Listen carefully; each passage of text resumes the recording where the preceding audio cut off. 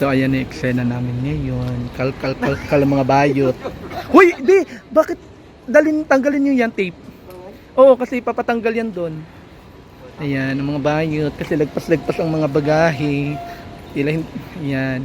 Timbangin nyo muna para wag na masyadong maano. 2 kilos, mga ano lang naman yan eh. Bawas lang ng mga 2 damit eh. So ayan, hintay namin yung isa namin kasama. Ay naku, madam. So ayan. Ayun na. 7.4. Okay na yan.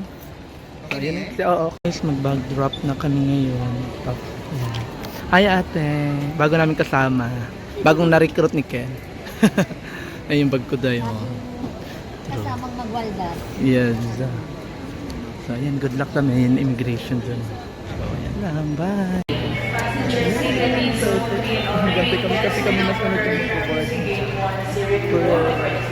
Guys. Ewan ko, nakasunod ka naman ng ako. See you, Macau. Nakasanit, no? Nakasanit pa. Galaw. Macau.